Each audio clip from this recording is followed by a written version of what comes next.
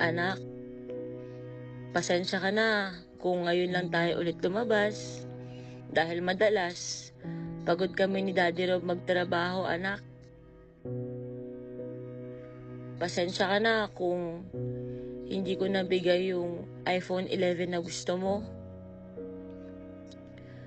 Pasensya ka na kung peke yung AirPods na gamit mo ngayon.